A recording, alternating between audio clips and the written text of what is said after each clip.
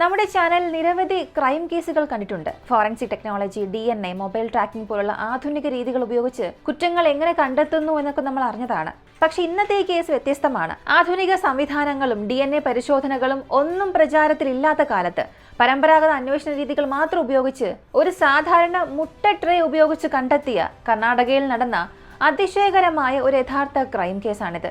ഇതുപോലൊരു സാധാരണ വസ്തു ഉപയോഗിച്ച് പോലും ഒരു കുറ്റം തെളിയിക്കാനാകുമോ എന്ന് നിങ്ങൾക്ക് പോലും തോന്നിപ്പോകും. ഈ കേസ് ആരംഭിക്കുന്നത് കർണാടകയിലെ തുംകൂർ ജില്ലയിൽ കൊളരക്കല്ല റിസർവ് ഫോറസ്റ്റ് പ്രദേശത്താണ്. അവിടെ ഫോറസ്റ്റ് ഉദ്യോഗസ്ഥർ സ്ഥിരമായി റൗണ്ട്സ് പോകാറുണ്ട്. കാരണം അനധികൃതമായി മരങ്ങൾ വെട്ടുന്ന സംഘങ്ങളെ തടയാൻ, കൂടാതെ വന്യജീവി വേട്ട തടയാൻ 2001 സെപ്റ്റംബർ മാസം 13 ഫോറസ്റ്റ് ഓഫീസർ ജീപ്പിൽ റിസർവ് ഫോറസ്റ്റിന്റെ അകത്തേക്ക് റൗണ്ട്സ് പോയി. ഏകദേശം 2-3 കിലോമീറ്റർ അകത്തേക്ക് പോയപ്പോൾ പെട്ടെന്ന് ഒരു ഭാഗത്തു നിന്നും വളരെ ശക്തമായ ദുർഗന്ധം അവരുടെ ശ്രദ്ധയിൽപ്പെട്ടു.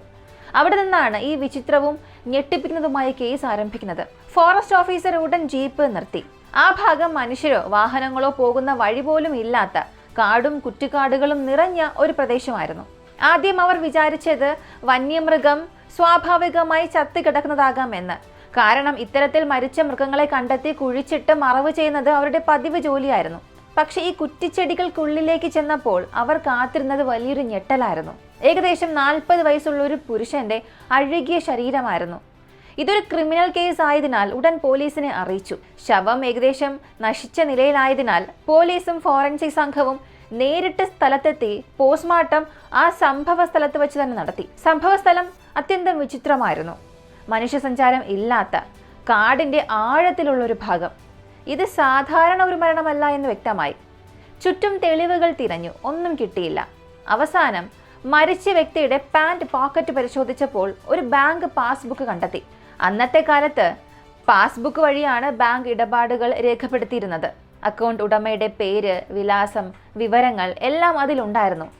പരിശോധിക്കുമ്പോൾ അക്കൗണ്ട് ജയകുമാർ എന്ന വ്യക്തിയുടേതാണെന്ന് കണ്ടെത്തി. അതിനുശേഷം അന്വേഷണം പുതിയ ദിശയിലേക്ക് തിരിഞ്ഞു.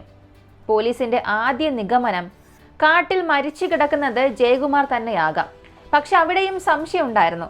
സ്വാഭാവിക മരണമാണോ, കാട്ടുമൃഗങ്ങളുടെ ആക്രമണമാണോ, അല്ലെങ്കിൽ കൊലപാതകമാണോ എന്ന്. പോസ്റ്റ്മോർട്ടം മുൻ പരിശോധനയിൽ തന്നെ പാത്തോളജിസ്റ്റ് പറഞ്ഞത് തലയ്ക്ക് പരിക്കിന്റെ അടയാളമുണ്ട്. അതിനാൽ ഇത് കൊലപാതകമായിരിക്കാനുള്ള സാധ്യത കൂടുതലാണെന്ന് കരുതപ്പെട്ടു. ഈ മൃതദേഹം സർക്കാർ ആശുപത്രിയിലേക്ക് മാറ്റി വിശദമായി പോസ്റ്റ്മോർട്ടം ചെയ്യാൻ അയച്ചു. ഇതിനിടെ പാന്റ് പോക്കറ്റിൽ നിന്നും കിട്ടിയ ബാങ്ക് പാസ്ബുക്ക് ഉപയോഗിച്ച് പോലീസ് ജയകുമാറിന്റെ വീട്ടിലേക്ക് കോൺടാക്ട് ചെയ്തു. പാസ്ബുക്കിൽ നൽകിയ ലാൻഡ് ലൈൻ നമ്പറിലേക്ക് വിളിച്ചു. ഫോൺ എടുത്ത വ്യക്തിയോട് പോലീസ് ചോദിച്ചു, ഇത് ജയകുമാർ സാറിന്റെ വീടാണോ എന്ന്. മറുപടിയായി, അതെ സാർ, ഞാൻ ജയകുമാറാണ് സംസാരിക്കുന്നത് എന്ന്. പോലീസ് അമ്പരന്ന് പോയി. മരിച്ചത് ജയകുമാറാണെന്നാണ് അവർ കരുതിയിരുന്നത്. പക്ഷേ ജയകുമാർ തന്നെയാണ് ഇപ്പോൾ ഫോൺ എടുത്തതും. ഇവിടെ വലിയൊരു ചോദ്യം ഉയരുന്നുണ്ട്. ജയകുമാർ ജീവനോടെ ഉണ്ടെങ്കിൽ അവന്റെ പാസ്ബുക്ക് മറ്റൊരാളുടെ പാന്റ് പോക്കറ്റിൽ എങ്ങനെ എത്തി? പോലീസ് ജയകുമാറിനെ ഉടൻ സ്റ്റേഷനിലേക്ക് വരാൻ ആവശ്യപ്പെട്ടു. ഈ ജയകുമാർ കർണാടകയിലെ ശിവമുഖ ജില്ലയിൽ നിന്നുള്ള ഒരു വലിയ ബിസിനസ്സുകാരനായിരുന്നു. സ്റ്റേഷനിൽ വന്ന ജയകുമാറിന് പാസ്ബുക്ക് കാണിച്ചു കൊടുത്തു. ഇത് ആരുടേതാണെന്ന് ചോദിച്ചു. ഇതിന് ജയകുമാർ, ഇത് എന്റേതാണ്, പക്ഷേ ഇത് നിങ്ങളുടെ കയ്യിൽ എങ്ങനെ കിട്ടി? ഞാനത് നരേഷിനല്ലേ കൊടുത്തത്. നരേഷ്, ആ പേര് പോലീസ് ആദ്യമായി കേൾക്കുകയാണ്. എന്തിന് പാസ്ബുക്ക് കൊടുത്തുവെന്ന് ചോദിച്ചപ്പോൾ, ഞാൻ പല ബിസിനസ്സുകൾ നടത്തുന്നുണ്ട്. ഹാസൻ ജില്ലയിൽ നിന്നുള്ള ഒരു വ്യക്തി എനിക്ക് 10 ലക്ഷം രൂപ നൽകാനുണ്ട്. പലപ്പോഴും ഞാൻ നേരിട്ട് ചെന്നാണ് പണം വാങ്ങാറുള്ളത്. പോകാൻ കഴിയാത്തപ്പോൾ എൻ്റെ അടുത്ത സുഹൃത്തായ നരേഷിനെ ഞാൻ അയക്കും. ഇത്തവണ നരേഷിനെയും ഡ്രൈവർ മഹേഷിനെയും എൻ്റെ കാർ നൽകി ഈ 10 ലക്ഷം രൂപ വാങ്ങിക്കൊണ്ടുവരാൻ ഞാൻ പറഞ്ഞയച്ചു. പണം വാങ്ങിയാൽ നേരിട്ട് ബാങ്കിൽ പോയി എൻ്റെ പാസ്ബുക്ക് ഉപയോഗിച്ച് തുക അക്കൗണ്ടിൽ നിക്ഷേപിക്കണമെന്നും പറഞ്ഞു. അതുകൊണ്ടാണ് പാസ്ബുക്ക് അവന് നൽകിയത്. ഇതിനെ പോലീസ് ചോദിച്ചു, അതിനുശേഷം എന്ത് സംഭവിച്ചുവെന്ന്. 2 ദിവസം മുൻപാണ് അയച്ചത്. ശിവമുഖയിൽ നിന്നും ഹാസനെത്താൻ 5-6 മണിക്കൂർ മതി. ഒരു ദിവസം കൊണ്ട് തിരിച്ചു വരേണ്ടതുമാണ്. പക്ഷെ 2 ദിവസമായി ഇവർ തിരിച്ചു വന്നിട്ടേയില്ല. കോണ്ടാക്ട് ചെയ്യാനും കഴിയുന്നില്ല. എനിക്ക് തന്നെ ആശങ്കയായിരുന്നു. ഇത് കേട്ട പോലീസ് തന്നെ സത്യം വെളിപ്പെടുത്തി. റിസർവ് ഫോറസ്റ്റിൽ ഒരു മൃതദേഹം കണ്ടെത്തിയിട്ടുണ്ട്. അവന്റെ പാന്റ് പോക്കറ്റിലായിരുന്നു ഈ പാസ്ബുക്ക്. ഇപ്പോൾ ഈ അന്വേഷണത്തിന് 2 സാധ്യതകളാണുള്ളത്. മരിച്ചത് നരേഷ് ആണോ, അല്ലെങ്കിൽ ഡ്രൈവർ മഹേഷ് ആണോ? മൃതദേഹം ആരുടേതാണെന്ന് ഉറപ്പാക്കാൻ ജയകുമാറിനെ വിളിച്ചു. ശരീരം കണ്ട ഉടൻ തന്നെ അദ്ദേഹം സ്ഥിരീകരിച്ചു, കൊല്ലപ്പെട്ടത് തന്റെ സുഹൃത്തായ നരേഷ് ആണെന്ന്. ജയകുമാർ ഞെട്ടലോടെ പറഞ്ഞു, നരേഷ് ഏറെക്കാലമായി എൻ്റെ സുഹൃത്താണ്, ബിസിനസ്സിൽ സഹായിച്ചയാളാണ്. അദ്ദേഹത്തിന് ശത്രുക്കളില്ല. ഇങ്ങനെ കൊല്ലപ്പെടുമെന്ന് ഒരിക്കലും കരുതിയില്ല എന്ന്. പോലീസ് അദ്ദേഹത്തിന്റെ പ്രതികരണവും ശരീരഭാഷയും നിരീക്ഷിക്കുന്നു. അത് സ്വാഭാവികമായ ദുഃഖവും ആശങ്കയും തന്നെയാണെന്ന് അവർ വിലയിരുത്തി. നരേഷിനെ കുറിച്ച് ചോദിക്കുമ്പോൾ ജയകുമാർ പറഞ്ഞത്, 10-15 വർഷം മുൻപേ അവന് വിവാഹം കഴിഞ്ഞു. കുട്ടികളില്ലാത്തത് കൊണ്ട് വിഷമത്തിലായിരുന്നു. സ്ഥിര ജോലി ഇല്ലാത്തതിനാൽ തന്റെ സുഹൃത്തായതുകൊണ്ടും ജോലിക്കെടുത്തുവെന്നും പറഞ്ഞു. തുടർന്ന് പോസ്റ്റ്മോർട്ടം റിപ്പോർട്ടിൽ വ്യക്തമാക്കുന്നത്, തലയിൽ കഠിനമായൊരു വസ്തു കൊണ്ട് ശക്തമായി അടിച്ചിട്ടുണ്ട്. അതിനു മുൻപ് മയക്കുമരുന്ന് നൽകിയിട്ടുണ്ട്. മയക്കത്തിലായിരിക്കുമ്പോൾ ആക്രമിച്ചിട്ടുണ്ട്. ശ്വാസം മുട്ടിച്ചിരിക്കാനുള്ള സാധ്യതയും ഉണ്ട്. മൊത്തത്തിൽ നരേഷിന്റെ അവസാന നിമിഷങ്ങൾ അതീവ ക്രൂരമായിരുന്നുവെന്ന് ഡോക്ടർ സ്ഥിരീകരിച്ചു.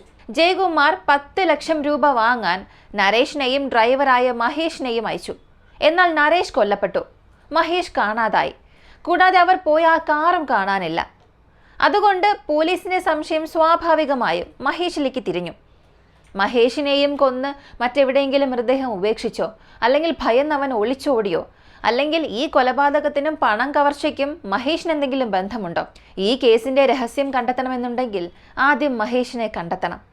റിസർവ് കാട്ടിൽ നരേഷിനെ ഇങ്ങനെ ക്രൂരമായി കൊന്നത് ആരാണ്? മഹേഷ് എവിടേക്കാണ് പോയത്? ആ 10 ലക്ഷം രൂപ എവിടെയാണ്?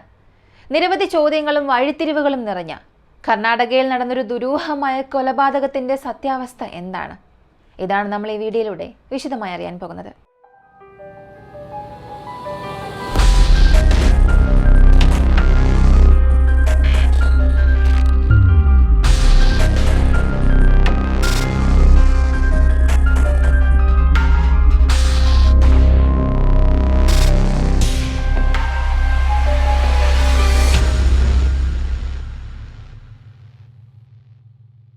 പോലീസ് ആദ്യഘട്ട അന്വേഷണമായി ഡ്രൈവർ മഹേഷിനെ തേടി തുടങ്ങി.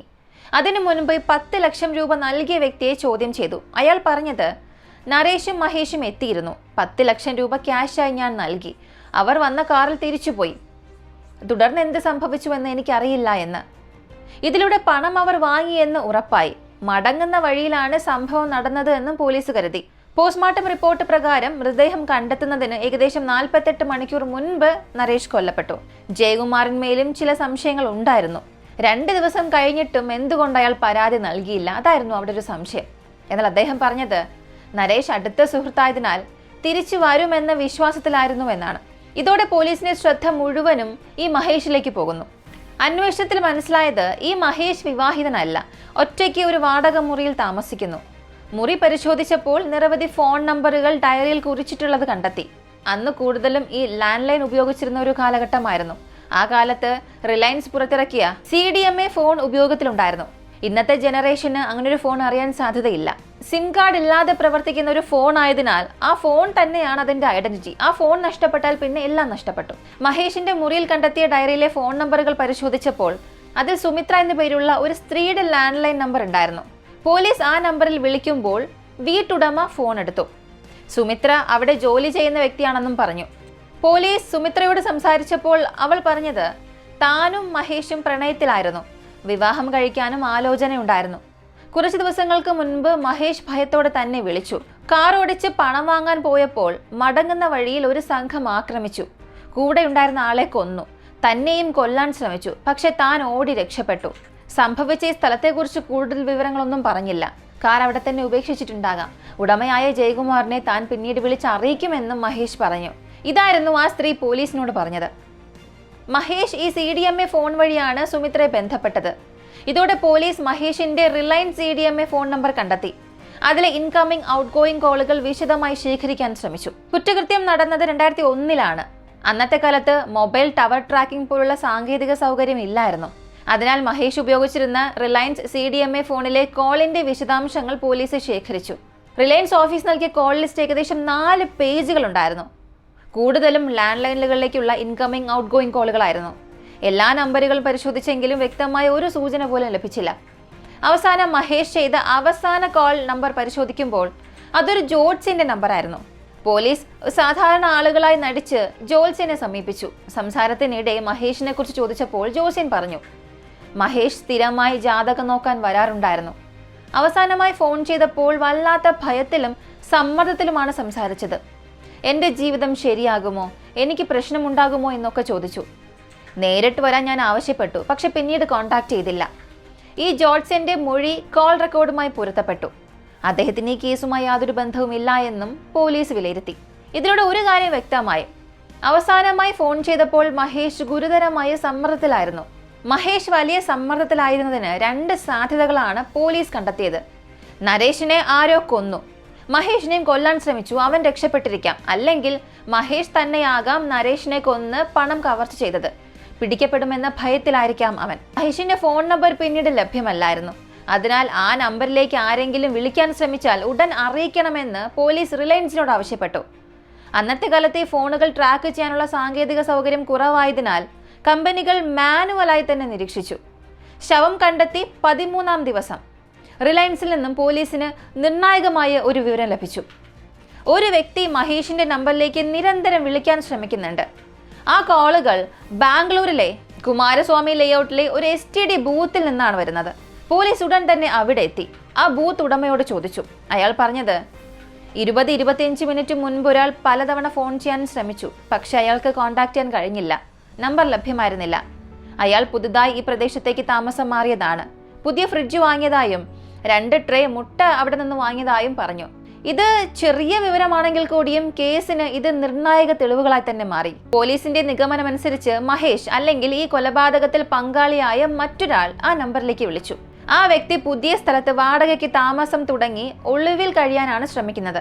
എല്ലാ വിവരങ്ങളും പരിശോധിച്ചപ്പോൾ ആ അജ്ഞാത വ്യക്തിയോട് പോലീസിനൊരു സംശയം തോന്നി. പക്ഷെ കുമാരസ്വാമി ലേഔട്ടിൽ ഒരുപാട് പുതിയ വാടകക്കാർ ഉണ്ടായിരുന്നതിനാൽ ആരാണെന്ന് കണ്ടെത്തുന്നത് ഒരല്പം ബുദ്ധിമുട്ടായിരുന്നു. പോലീസ് സമീപത്തെ ടാക്സി സ്റ്റാൻഡിൽ അന്വേഷിച്ചു.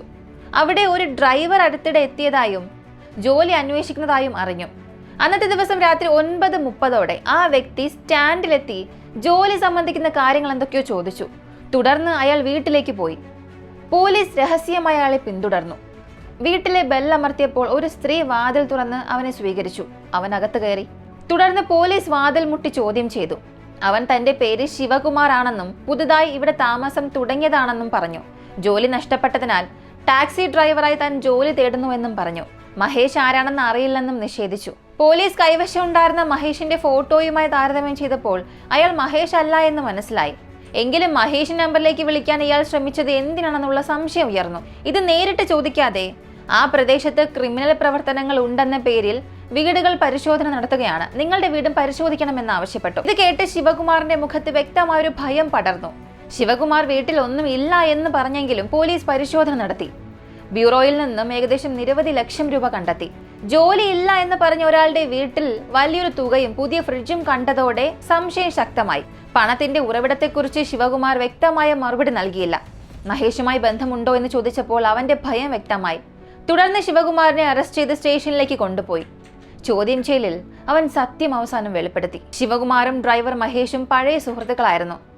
മഹേഷിന്റെ സഹോദരന് ചികിത്സയ്ക്കായി അടിയന്തരമായി പണം ആവശ്യമായിരുന്നു.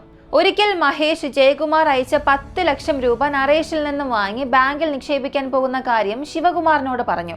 ഇത് കേട്ട് ശിവകുമാറിന് കവർച്ചയുടെ ഒരു ആശയം വന്നു. പണം എടുത്താൽ ഇരുവരുടെയും പ്രശ്നം തീരും എന്ന് മഹേഷിനോട് പറഞ്ഞ് അവനെ പ്രലോഭിപ്പിച്ചു. പിന്നീട് ശിവകുമാറിന്റെ മാമനും, അതായത് ഭാര്യയുടെ അച്ഛനും ഈ പദ്ധതിയിൽ പങ്കുചേർന്നു. നരേഷിനെ സാധാരണ റൂട്ടിൽ നിന്നും മാറ്റി കാടിനുള്ളിലേക്ക് കൊണ്ടുപോകണം. ഇതാണ് മഹേഷിന്റെ ജോലി.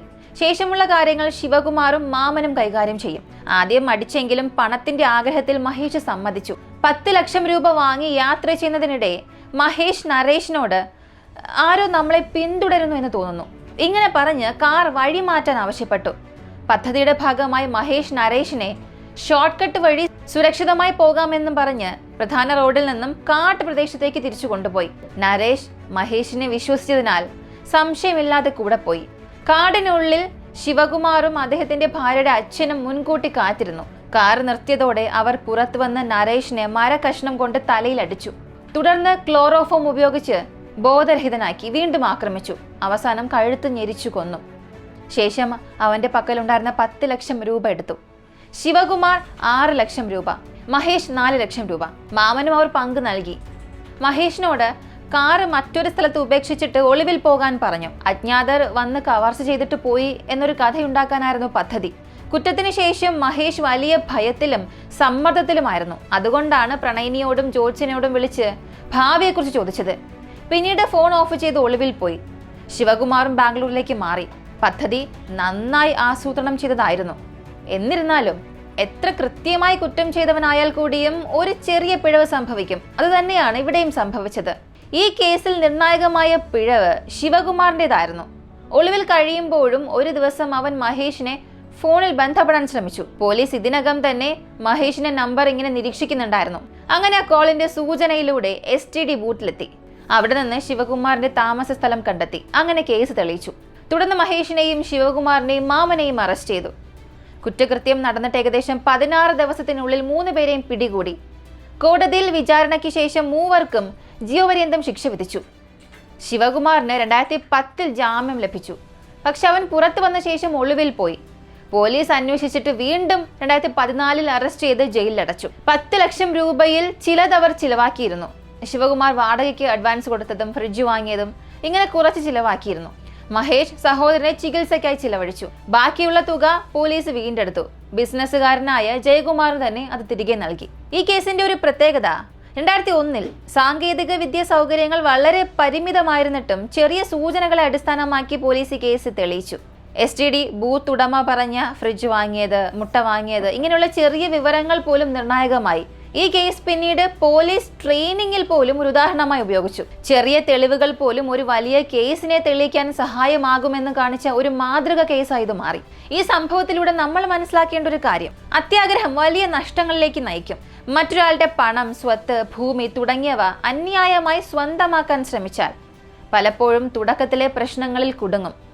ചിലർ താൽക്കാലികമായി രക്ഷപ്പെടും, പക്ഷെ അതിന്റെ ഫലം ജീവിതത്തിൽ ഒരിക്കലെങ്കിലും തിരിച്ചടിയായി വരും. ചെറിയതാണെന്ന് കരുതി തെറ്റ് ചെയ്താലും അതിന്റെ പ്രതിഫലം ഒരിക്കലും നമ്മെ വിട്ടുമാറില്ല.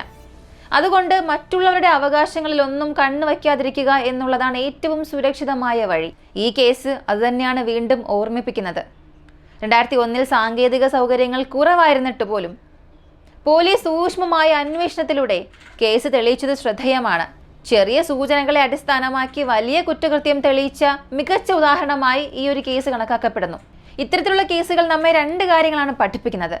കുറ്റം എത്ര കൃത്യമായി ചെയ്താലും ഒരു പിഴവ് സംഭവിക്കും. അത്യാഗ്രഹം ഒടുവിൽ നാശത്തിലേക്ക് തന്നെ നയിക്കുകയും ചെയ്യും.